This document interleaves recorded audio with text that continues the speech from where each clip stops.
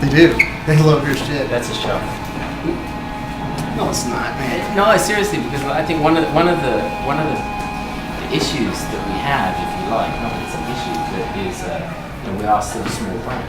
Of course you are. And we're operating in like let's call it a big boy arena with like Dior and Jules Sander. Because of our manufacturing and because of the price points, it's fallen into the designer category as opposed to the contemporary market like Rag & Bone and John Vegas.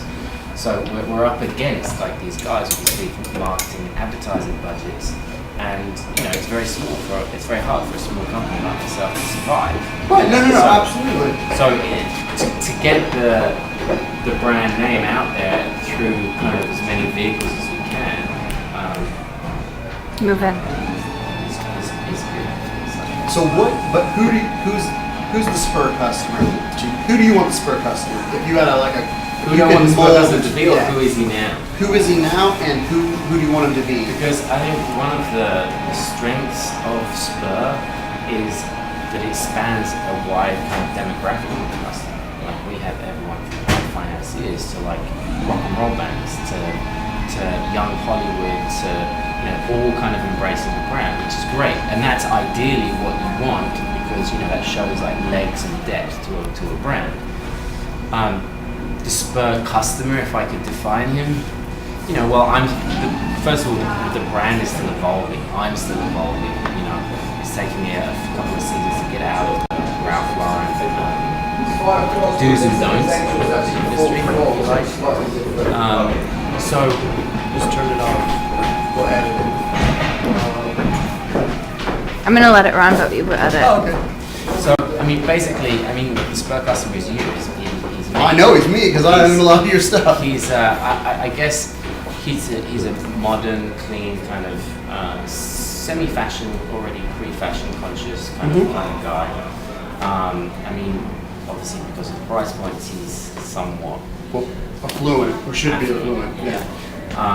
But I think there's also there's product in here that everyone can buy. I come from a very small kind of village in the middle of the rolling southeast of England. So, and all my friends are still plumbers and electricians and postmen and things like that. So, I'm very aware of that because that's how I was raised. And I eventually want the brand to be accessible to everyone.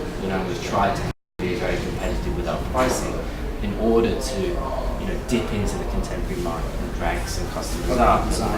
Yeah, exactly. Let's talk about that for a second because I do very well with your denim. You did well with the collection, and it seems like when we talk on the phone, the functionality of your clothing and how important that is to you, and how important it should be to your consumer who might not know exactly what goes into the garment. Yeah. So it's legitimate to hit that price point.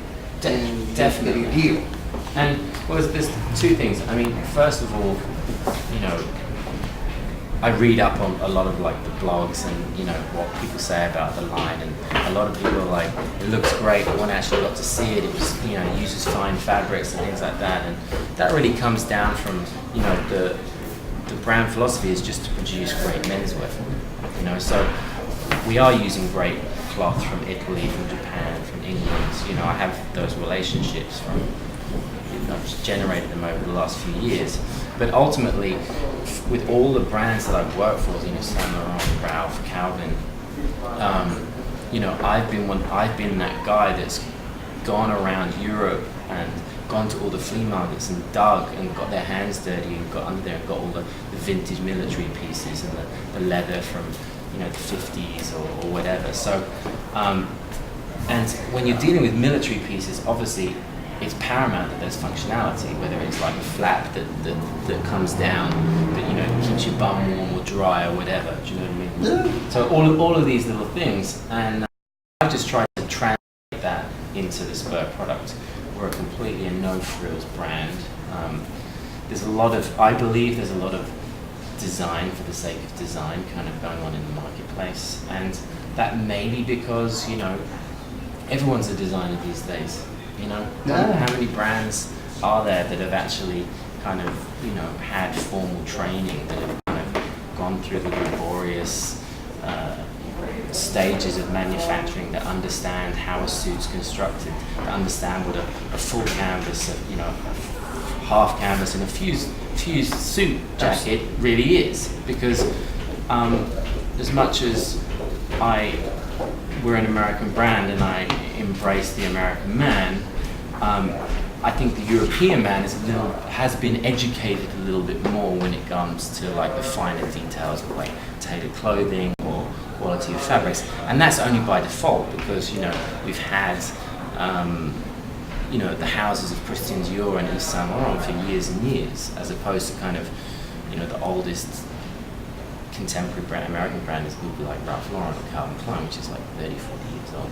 Oh, that's cool. So you want me to tell me a little bit about fall and what would you like to see like in my store, that key pieces that you're like digging on? Again, it's really fall was obviously I've spoken about this a number of editors.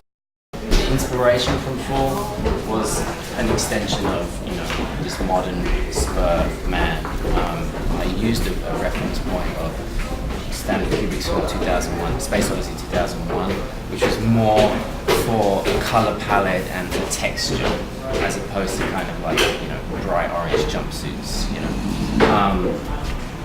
So what we have here is an extension of the extension. There's just to kind of give you a bit more of a background, obviously that like we're a 3-year-old company, and we started with a year with denim, a year with denim and sportswear, and the final years we've added in the tailored clothing.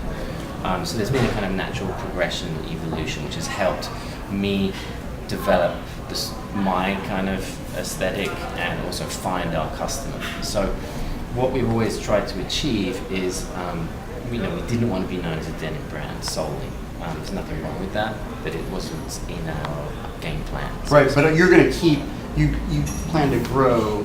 Yes, and actually for spring 10, I'm going to revert back a little bit more to the denim, because we're, it's obviously it's the product that we started first with. It's the one that we're most known for.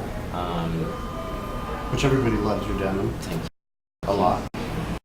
You don't happen to have a pair of do you have a pair of ones rigid that you wore here? I do actually. Oh, let's get this, because everybody's dying to know. So this is how it. That's how it started. This is how it starts, and this is about a year later. That's some good fading right there. Because everybody's dying to know, because they're still breaking in their jeans. None of my readers have been able to.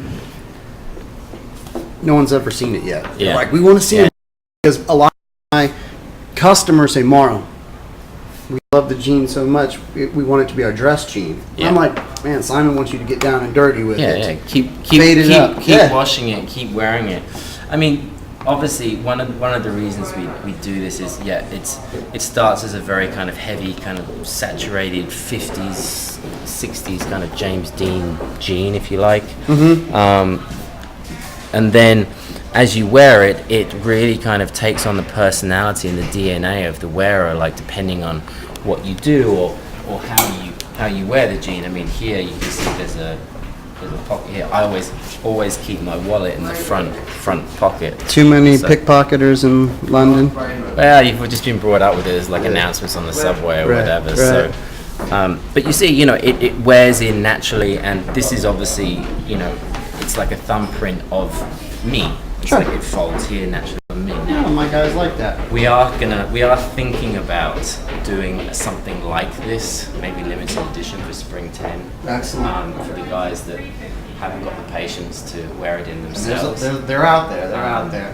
But I'm still waiting to see the sample come back from the laundry, because if it's not good, if it's not really good, fuck it. then I'm not going to do it. Okay. Well, that's good to know, because a lot of denim brands out there now are putting out sub-mediocre work. Yeah, they are. That's not cool.